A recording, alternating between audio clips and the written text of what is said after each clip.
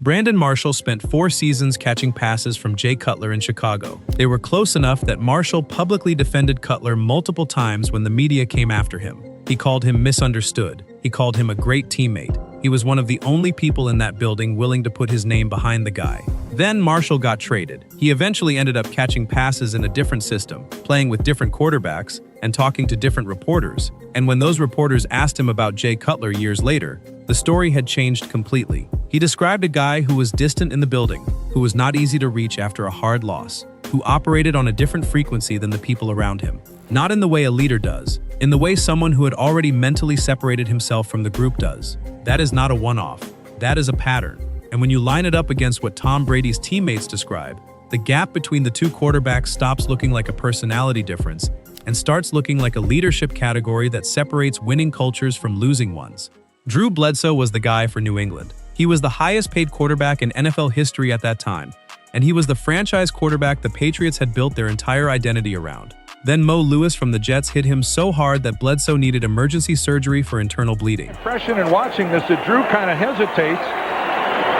Right there, he starts to slow down and then gets caught from behind.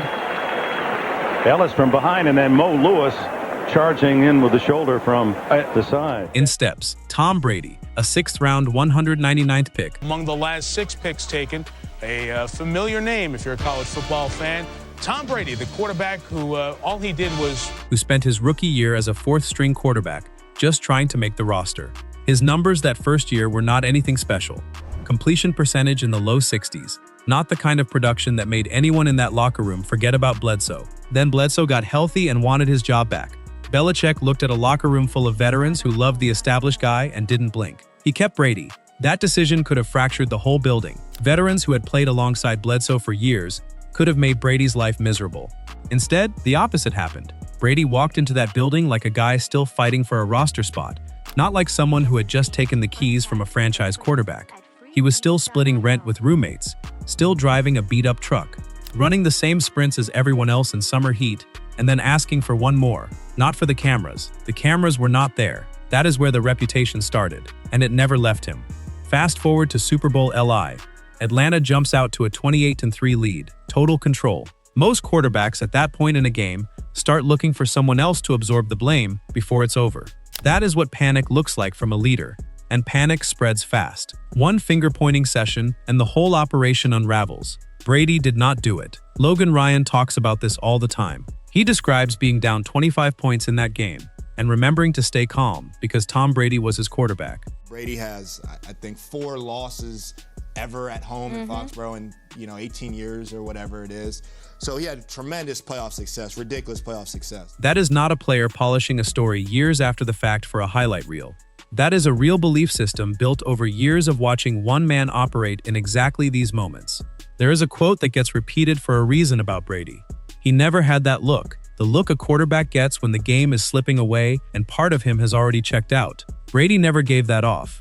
Not down 25, not in his late 30s in his 7th Super Bowl. A team can feel when their leader has quit on the inside, even when he has not said a word. The calm Brady carried into that huddle is exactly what keeps a team fighting when the math says to stop. Now hold that thought, because Jay Cutler gave his team the look. And unlike Brady, his team never forgot it. January 23, 2011, NFC Championship game. Chicago Bears versus Green Bay Packers. Cutler takes a hit in the first half, comes to the sideline with what would later be diagnosed as a partially torn MCL, and does not return to the game. Caleb Haney, a backup who had thrown 47 career passing attempts at that point in his life, finishes the game for the Bears. What Cutler did next is what his locker room never got over. He stood on the sideline in street clothes with his hands in his pockets, not visibly injured, not on crutches, not talking to his backup about what he was seeing from the defense. Just standing there with his hands in his pockets while his team played for the NFC Championship without him.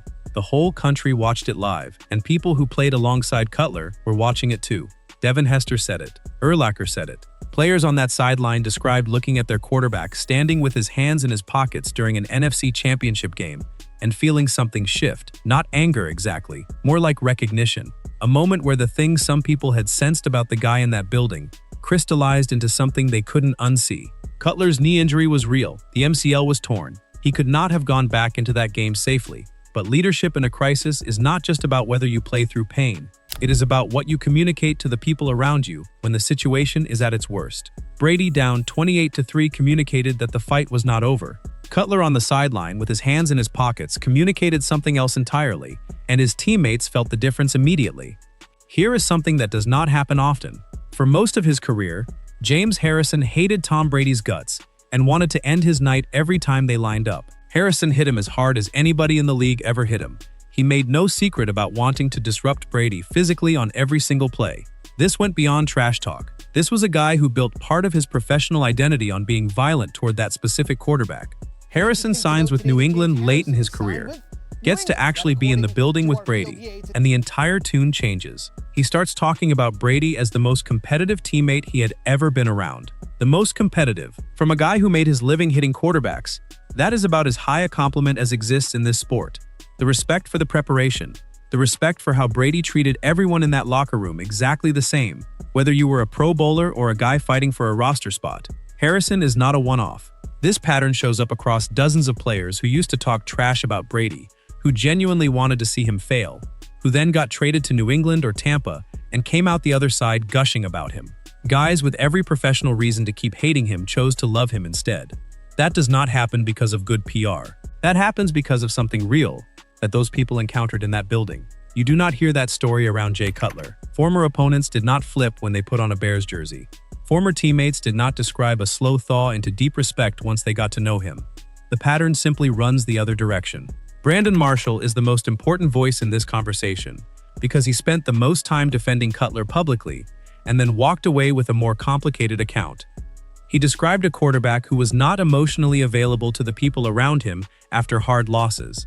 A guy who processed things internally in a way that the locker room around him experienced as disconnection rather than composure. Martellus Bennett was more direct. He said playing with Cutler was an experience he would not repeat. Not because of the talent. Bennett acknowledged the arm talent. It was the other thing.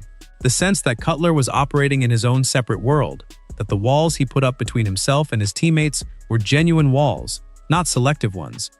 Multiple Bears players across multiple seasons described the same thing without coordinating their stories. The guy did not seem to need them. And in a profession where the quarterback's relationship with his skill position players defines how a whole offense functions, a quarterback who does not need his receivers is a problem that no amount of arm talent can solve. Cutler himself never fully disputed any of it. He has said in interviews that he is not a rah-rah guy, that he does not express himself emotionally the way some people expect a leader to. He has framed it as introversion, as a different style of leadership, and he is not wrong that different personality types can lead effectively. The problem is that the people who played alongside him described something more specific than introversion. They described absence. Those are different things. Both of these quarterbacks came into the league from completely different directions, and it shaped everything that followed.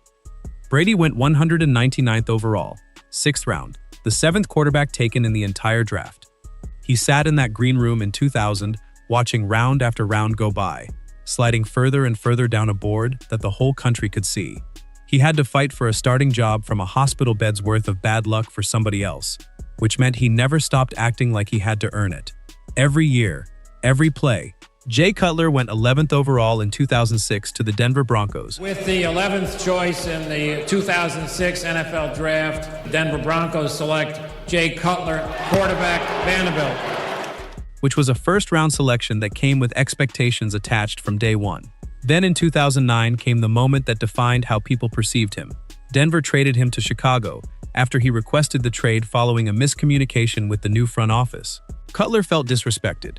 He felt like the organization had gone around him, and his response was to shut down completely. He stopped talking to coaches. He did not show up to the voluntary workouts that offseason. He made his feelings known through absence rather than confrontation. That is not necessarily wrong as a response to a genuine slight, but it established a pattern of how Cutler processed disrespect, real or perceived. And once a locker room understands how their quarterback responds to difficulty, they build their expectations around it. Brady's teammates built their expectations around calm and accountability. Cutler's built theirs around distance. The talent comparison between these two quarterbacks was never the interesting question. Both of them could throw the football. Brady won 7 Super Bowls. Cutler never won a playoff game. The statistics make a clean case on their own. But the reason his teammates would have died for one of them and spent years talking about the other one, the way Brandon Marshall eventually did, comes down to something that does not show up in a passer rating. It comes down to what each of those quarterbacks communicated to the people around them when the game was on the line and the situation was the worst it was going to get. Brady down 28-3, calm, coaching, telling his team with his body language that this was not over. Cutler standing on the sideline of an NFC Championship with his hands in his pockets. That is not a talent gap.